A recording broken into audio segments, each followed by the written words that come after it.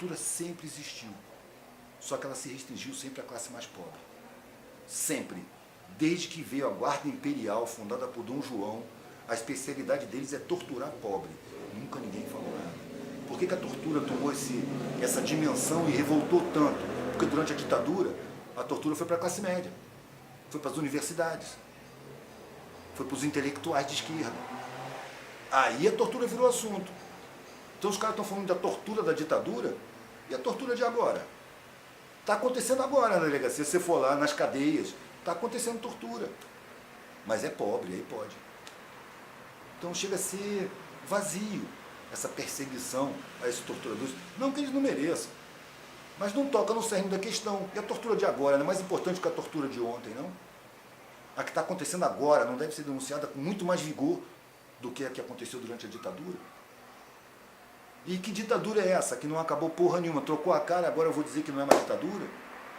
Claro que é uma ditadura, eu sou obrigado a encarar um mercado onde todo mundo é inimigo de todo mundo. Eu sou obrigado a me submeter a condições de trabalho que são espúrias, são vergonhosas, são desumanas.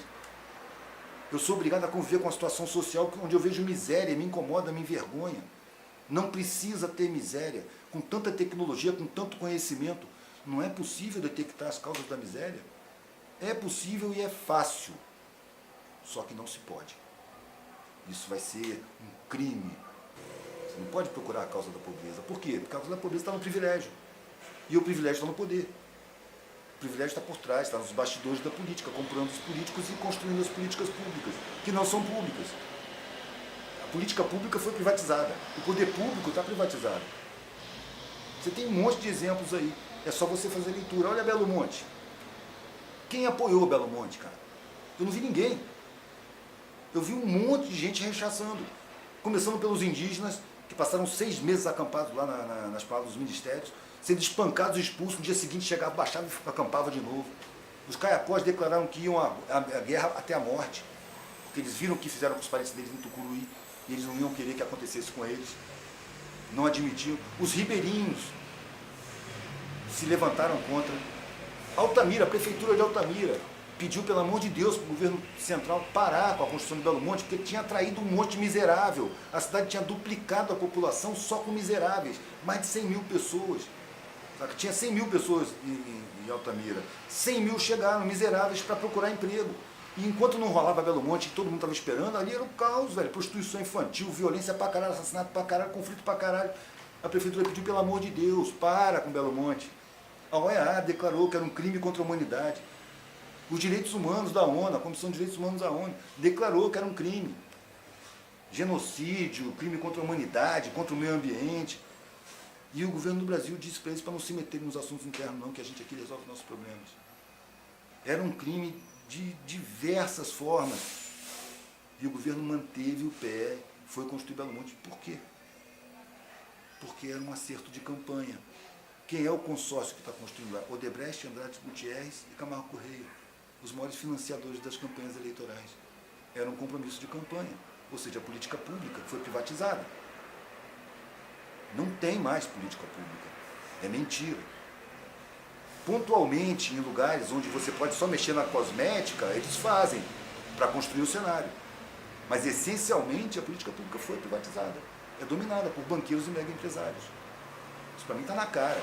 E se reflete no sofrimento da maioria. Então não tem grana para acabar com a miséria? Claro que tem. Mas a miséria é um fator estratégico na sociedade. Não pode acabar com a miséria. Não pode conscientizar o povo. Não pode ter escola pública boa. É preciso manter a ignorância. Ignorância não é incompetência, não. A escola pública não é essa merda por incompetência de político.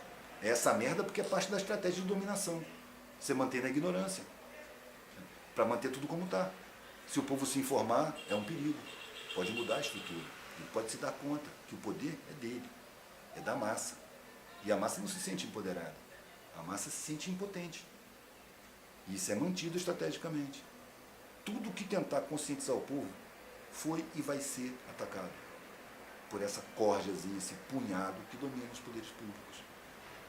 E qualquer um que queira chegar na presidência vai ter que se submeter a esses poderes. Ou não vai chegar na presidência, ou não vai chegar no governo. Talvez em alguma prefeitura, esporadicamente, mas logo logo ele vai ser derrubado. Vai ser um caso e depois desaparece. Acende uma luz, eles vão e apagam. Eu acho que começa a mudar dentro da gente.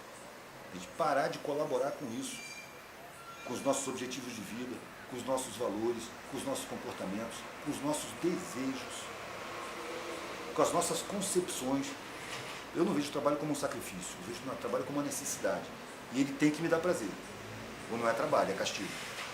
No entanto, as pessoas veem trabalho como um sacrifício. A sexta-feira vira um...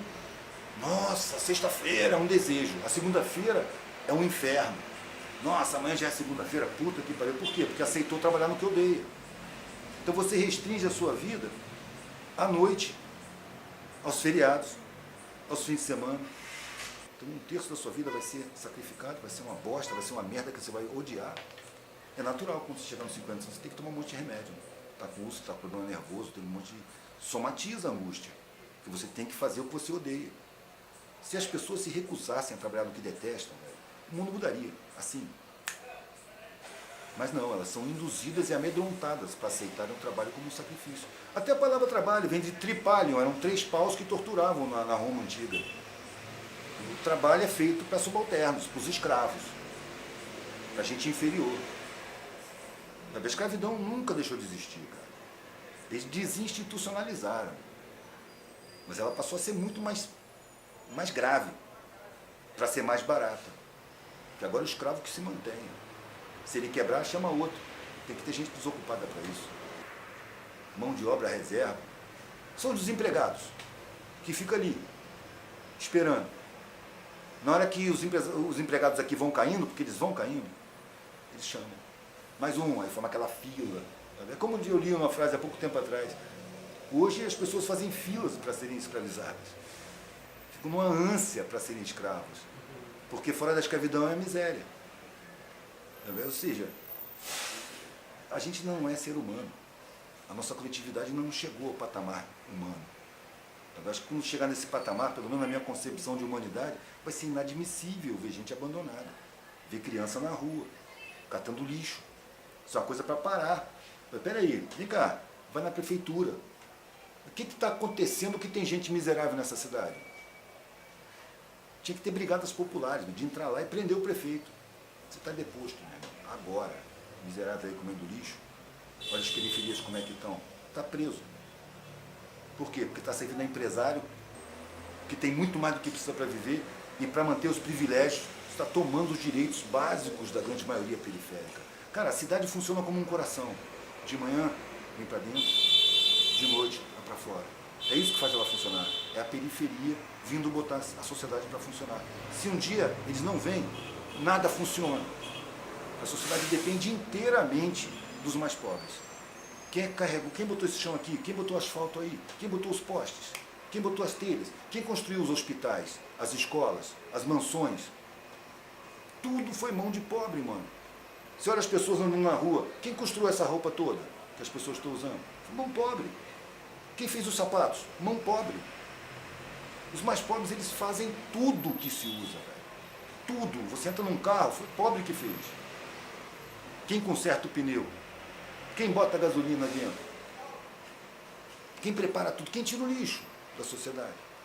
Que se não tirasse ia ser um empesteamento geral de doenças. Tudo é feito pelos mais pobres, cara. Então eles constroem a sociedade. Quando quebra alguma coisa, entope um esgoto, tem um vazamento, estoura um cano, quem é que vem meter a mão ali e consertar? É pobre. Sempre. Quando rasga a roupa, quando você precisa consertar um sapato, quando você precisa consertar um vazamento na parede, você chama um pobre. Então eles constroem e eles fazem a manutenção. Aí você pega a carga tributária, dá uma estudada nos impostos. De onde é que vem a massa tributária? Do consumo. Não vem das grandes riquezas, não vem da propriedade, não vem da renda, vem do consumo. Por quê? Porque assim você pega essa massa imensa e faz eles sustentarem o Estado. Você pode juntar todas as grandes empresas aí e contar os impostos que eles pagam. A população paga muito mais.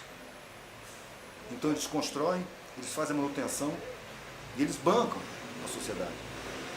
E em troca, eles são enganados, são sabotados, são marginalizados, são inferiorizados, são desprezados, são perseguidos, são explorados. Isso é uma vergonha. É uma vergonha para qualquer pessoa que tem um grãozinho de consciência. Como é que eu vou compactar com esses valores? Como é que eu vou querer ser benquisto nessa sociedade? Como é que eu vou de ser desenquadrado, de ser discriminado, de ser marginalizado? Eu quero ser visto como um maluco, cara. Eu não quero ser normal nisso daí. As normas maltratam a minha humanidade. As normas me envergonham. Olhar a miséria me incomoda demais. Eu sinto responsabilidade por isso. E eu sinto responsabilidade não só a minha, eu vejo em todo mundo, tendo consciência ou não. E os mais inconscientes, os mais privilegiados, que também são os mais frágeis, me dão pena, não me dão raiva. Eles não percebem que são seres humanos. Eles se acham superiores. Só esse sentimento já mostra a inferioridade da concepção deles. Não tem ninguém superior a ninguém. Você está em condições materiais superiores. E isso devia ser uma vergonha. E a pessoa é tão inconsciente que ela se orgulha. Ela não percebe nos privilégios que ela detém as causas da miséria, da ausência de direitos. Sabe? Uma coisa está ligada na outra. Então eu não olho para eles com revolta, como eu vejo muita gente olhar. Olho com pena, eles não têm consciência. Cara. Eles não se veem. Se eles se vissem com os meus olhos, eles morreriam de vergonha. Então, não tem essa reação. Acho que ter raiva deles, ter revolta, também é um condicionamento do sistema. Quando você se revolta, a sua ação passa a ser visível, fácil de detectar. E aí monitora. Se vai dar resultado, você vai ser pensado. Mas geralmente não dá resultado. Eu prefiro agir com calma, com tranquilidade, vendo tudo, porque tudo parte de um processo, cara. Esse papo de que sempre foi, sempre vai ser, é uma idiotice. Não tem tamanho. Nada sempre foi, sempre vai ser. Tudo está em mutação o tempo todo, até as pedras estão em mutação química, que geram as sociedades. Está tudo em mudança o tempo todo, cara. Daqui a 200 anos não vai estar como está agora. O problema é que as pessoas são condicionadas a verem a eternidade como o espaço da vida delas. Quando eu morrer, tudo acabou. Não, cara. Isso aqui é uma passagem. Eu sempre pergunto, quando eu mangueava, eu perguntava muito, qual é o contrário de morte? Sabe? Invariavelmente a pessoa falava vida. Eu falava, não engano. A morte é só um momento. É a porta de saída. Qual é a porta de entrada? É o nascimento. É o momento em que você brota no mundo físico. A vida é a passagem que você tem entre a entrada e a saída. Nós chamamos de passagem. Se a gente tiver isso bem em conta, os valores mudam todos. Mas as pessoas esquecem que tem morte, não falam no assunto. É baixo astral. Não é baixo astral, é consequência de estar vivo. Pré-requisito fundamental para morrer é estar vivo. Tudo que vive morre. As pessoas não querem falar da morte. E aí acabam vivendo, como diz o sábio oriental, vivem como se nunca fossem morrer e morrem como se nunca tivessem vivido. Então, uma vida sem significado. Esse foi o meu maior medo. E eu disse, você foi muito corajoso de largar os privilégios. Não foi coragem, foi medo. Medo de ter uma vida sem sentido. Eu percebi com 18 anos que minha vida está programada. Não tinha o menor sentido, não era nada daquilo que eu queria.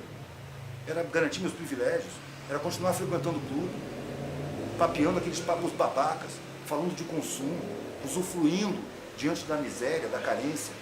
Sabe? Eu sempre me incomodei com isso. E isso não tinha sentido. Então eu tive medo dessa vida. Eu falei, não, se é para viver desse jeito, eu prefiro não viver. E saí para a estrada achando que eu estava botando minha vida em risco e que eu não ia viver muito tempo. Quando você está nas periferias, acontece coisa o tempo todo. Várias armas voltaram na minha direção. Tive várias situações assim que eu podia ter morrido. E eu achava que não ia viver. Mas passaram os 30 anos e eu continuei vivo. Ainda fiquei na cabeça, mas não chego aos 40. Passaram os 40 anos. Aí eu comecei a pensar, comecei a perceber que o alcance do meu trabalho, do meu verbo, das minhas colocações, estavam aumentando. Aí eu comecei a achar que eu não ia morrer porque tinha uma função a cumprir. Agora sim minha vida ganhou sentido. Já tinha sentido, mas era um sentido só para mim. De repente eu comecei a perceber que eu tinha sentido na coletividade, pela quantidade de pessoas que vinham me dizer, nossa, aquela tua palestra abriu minha cabeça. E eu não me sinto falando nada demais, eu me sinto falando óbvio. É o que está na cara. O fato de eu ter tido vivências que me deram privilégios, vamos dizer assim, observacionais, porque eu vi de vários ângulos diferentes, isso não me deu nenhuma superioridade, me deu uma enorme responsabilidade. É parte do meu serviço, eu criei uma dívida, não uma superioridade.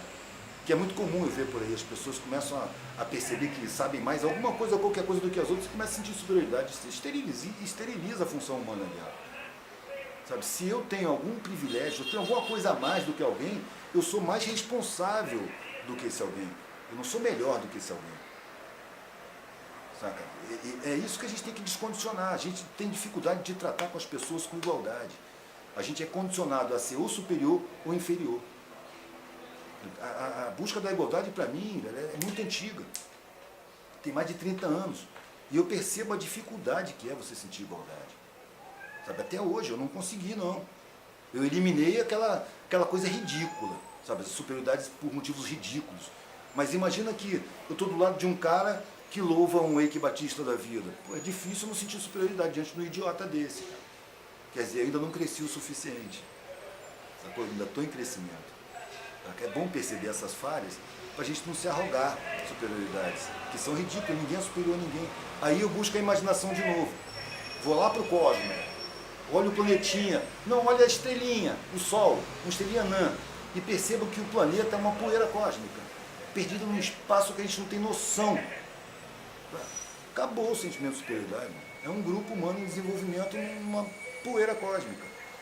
O mais avançado dos seres humanos não está tão longe assim do mais atrasado, não. É o mesmo grupo.